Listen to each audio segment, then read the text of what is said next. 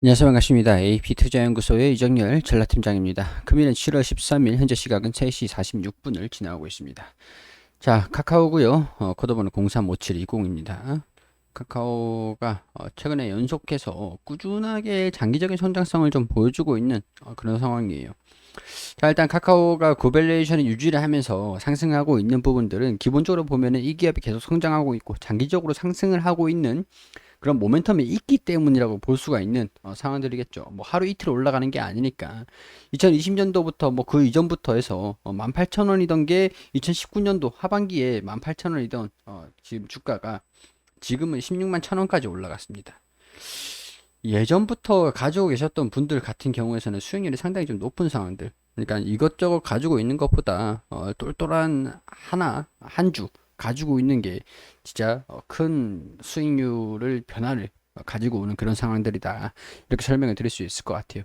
자, 일단은 이 기업이 장기적인 성장을 한다라는 것들은 제가 이제 설명을 드렸던 부분들이고, 14만원 15만원이신 분들 같은 경우에서는 경계를 조금 하면서 16만원이신 분들 같은 경우에서는 지금 사실 이제 올라가는지 떨어지는지 그런 것들을 계속 유심히 지켜보고 있는 상황들이 되겠죠. 15만원이신 분들은 지금 이 구간에서 이탈을 한다고 하면은, 이 구간에서 이탈한다고 하면 다 바로 이제 15만원이 있기 때문에 수익이냐 손실이냐 이런 것들을 결정할 수 있는 부분들이 큰 거리가, 큰 이게 그 거리가 차이가 별로 안 나요. 그렇기 때문에 14만 원이신 분들은 15만 원을 터치를 하는지를 보고 결정을 하시면 되는데, 14만 원이신 분들 같은 경우는 60일선에 올라오고 있으니까 시간이 지나면 일단은 한숨 돌릴 수 있는 그런 상황들이겠지만, 15만 원이신 분들은 아직까지는 경계를 완전히 놓칠 순 없는 상황들이다라는 것들. 뭐 이전에 주가가 밑에 있으신 분들 같은 경우는 뭐 그냥 걱정을 안 하셔도 될 것 같다라고 말씀을 항상 드리고 있었고, 근데 오늘 좀 특징적인 그런 이슈가 좀 있습니다. 자, 일단 수급부터 먼저 체크를 해볼게요. 외국인들이 얘네들이 매수를 최근에 좀 강하게 보여줬다가 또 야금야금 매도를 하고 있는데, 오늘 매도 금액이 좀 확대가 됐어요. 개인 투자자들이랑 기관의 매물을 좀 떠넘기면서 오늘 시장의 수급 자체는 긍정적이었는데, 외국인이 매수세를 보여주면서 기관이랑 금융투자랑 시장의 지수를 회복을 좀 시켰죠. 물론 이제 전부 다 최근에 하락분을 다 회복한 건 아니지만 어느 정도 회복하는 모습들을 보여주는데, 외국인이 일조를 했는데 오늘 카카오 같은 경우에서는 순매도로 마감을 했습니다. 최근에 좀 매도를 하면서 매수하고 최근에 가지고 있는 물량들을 다 덜어내는 약간 그런 느낌으로 진행을 되고 있는 것 같다라는 것들이죠. 개인 투자들이랑 기관은 좀 매수를 하고 있는데, 기관이야 매도로 전환될 수 있으니까. 근데 오늘 매도로 외국인들이 진행이 된 부분들이 약간 네이버의 영향이 있지 않았을까. 카카오 같은 경우에는 네이버랑 시가총액 3위를 두고 왔다 갔다 하고 있는 상황들인데, 네이버의 최근 흐름들을 보면은 최근에 카카오가 급등이 나왔다가 21선에서 반등 나온 부분들이 있었는데, 카카오 같은 경우는 지금 이 구간이죠. 이 구간이 위치해 있는데 네이버가 먼저 3위를 탈환하기 위해서 주가가 올라갔습니다. 카카오가 올라가고 네이버가 올라가고 약간 라이벌전이 진행이 되고 있는 양상인데, 카카오가 지금 이제 21선에서 지지를 받고 있다라고 하는 것들은 네이버가 올라갔다. 약간 이 전체적인 흐름 방향성이 좀 유사한, 같은 동종 IT 업계에 있으면서 같은 이제 사업적인 부분들이 겹치는 부분들이 좀 많은데, 네이버가 특징적으로 좋아가지고 올라갔기보다는 약간 경쟁 심리, 뭐랄까, 약간 그런 부분에서 좀 영향을 좀 받긴 한 것 같아요. 3위를 공고히 다질 수 있다. 근데 그렇게 되면은 카카오 입장에서는 좋지 않은 부분들이, 일단은 수급적인 부분들이 네이버 쪽으로 좀 몰릴 수가 있겠죠. 수급적인 부분들이. 자, 한동안은 카카오가 먼저 올라가다가 네이버가 좀 따라가는 양상을 보였습니다. 자, 근데 카카오 같은 경우에서는 네이버로 수급이 좀 옮겨가고 네이버가 먼저 갔죠. 그러면 따라가는 모습을 보여줄 것이냐라는 부분들이 중요한데, 일단은 문제는 승패는 이커머스 그리고 IPO. IPO 같은 경우도 있잖아요. 제가 이전에도 말씀드렸지만은 뱅크라든가 페이라든가 카카오의 주가가 좀 비싸잖아요. 비싸기 때문에 이 지분율을 가지고 있는, 여기에 투자 지분을 가지고 있는 다른 기업들, 하위 기업들, 주가가 좀 저렴한 기업들의 수급이 좀 몰릴 수도 있다라는 거죠. 수급이.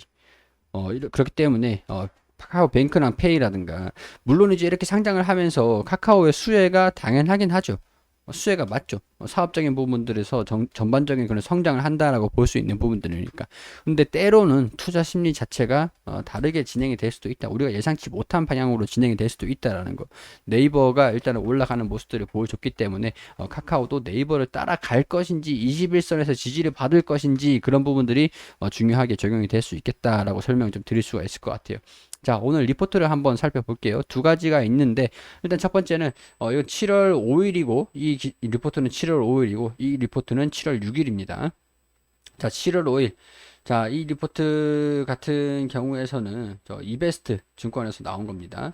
일단은 2분기 컨센서스 전망치에 부합하는 양호한 실적을 전망하고 있다. 폭발적인 성장, 견조한 성장을 시현하며 컨센서스 전망치에 부합할 것으로 추정을 하고 있다. 코로나19 발발 이후 플랫폼 사업에 대해서 전 세계적으로 공격적이다 못해 파격적인 밸류에이션 분위기가 형성되자 가파르게 성장을 했다. 플랫폼 사업에 대한 분사가 진행되고 있죠. 자회사들 IPO 등 적극적인 가치 어필 전략이 주요하면서 네이버의 시가총액까지 역전을 했다라고 합니다. 플랫폼 사업에 대한 막강한 성장 잠재력을 바탕으로 장기적으로 한참 더 상승할 것으로 예상을 하고 있다. 뱅크페이 상장 후 주가 방향에 따라 결정이 될 것이다. 단기 주가는. 제가 이런 부분들 말씀을 드린 거예요. 자, 일단은 1년 반 동안 중단기적으로 급격하고 가격하게 달린 것도 사실이죠.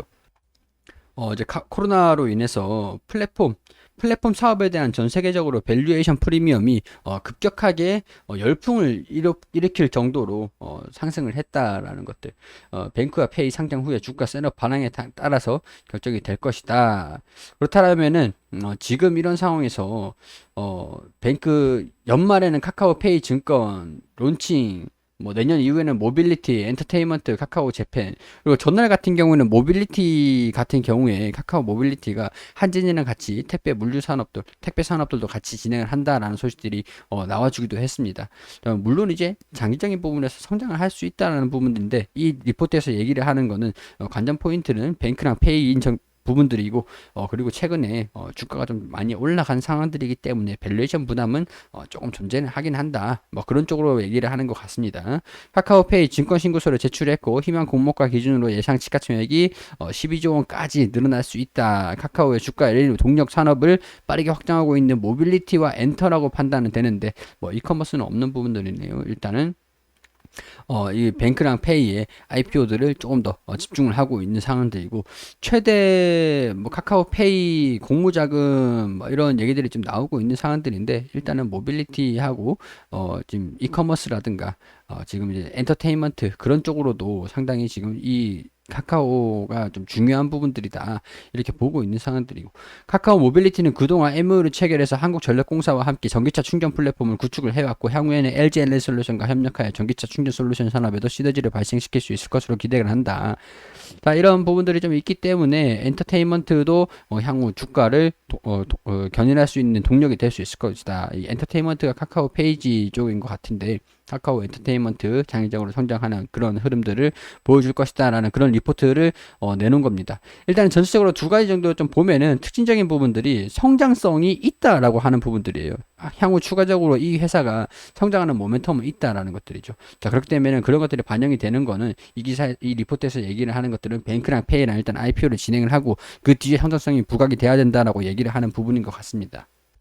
장기적인 부분에서는 그동안 꾸준히 상승을 해왔었고 전략적인 그런 추세가 완전히 전환되는 그런 상황들은 조정은 나올 수 있죠. 조정은 나올 수 있기 때문에 15만원 부분들의 경계는 조금 유지를 하시라는 것들이고 조정 이후에 상승하는 모습들을 성장을 이어갈 것인지 그런 부분들도 이 리포트를 보면은 성장성은 이어갈 것이다 이렇게 얘기를 하는 부분들이니까 장기적인 성장성에 좀 더 집중을 하면서 15만원 부분들 전략적으로 어떻게 대응을 잡아가는지 그런 부분들을 우리가 현명하게 고민을 좀 해봐야 되는 상황들이 아닐까 그런 생각이 좀 듭니다. 자, 도움 되셨기를 바라고요. 종목을 추천을 드리는 것보다 개인적인 의견들을 말씀을 드리는 것들이고 리포트도 함께 보여드리는 거니까 투자에 대한 판단은 여러분들이 직접 해주시기를 당부드리도록 하겠습니다. 구독 한 번씩만 부탁드릴 수 있도록 할게요. 자, AP 투자연구소 검색하셔서 홈페이지 오시면은 테마주 검색기가 있습니다. AP 테마인데 마켓에서 AP 테마를 검색하시면 되세요. 어떤 종목들이 올라가고 있는지, 어떤 테마들이 올라가고 있는지 AP 테마 하나면 충분합니다. 여기 모바일도 PC 버전도 있으니까 다운로드 받으셔가지고 무료로 사용하시면 됩니다. 그리고 9시가 되면은 무료 추천주 추천드리고 있죠. 김효준 소장님께서 당일 매수, 당일 매도 원칙으로 매수가, 흔적과 목표가 전부 다 안내 드리고 있으니까, 매일매일 안내 드리고 있으니까 필요하신 분들 오셔가지고 도움 받으셨으면 좋겠고요. VIP 매매 결산 오시면은 저희 이제 VIP 수익률을 어떤 종목들 어떤 사고 팔았는지 다 이렇게 꾸준하게 다 공개적으로 공개를 해드리고 있습니다. 참고하시고 궁금하신 분들, 도움 필요하신 분들, 아니면은 뭐 관심 있으신 분들 이 번호로 연락 주시면은 친절하게 안내 드릴 수 있도록 할게요.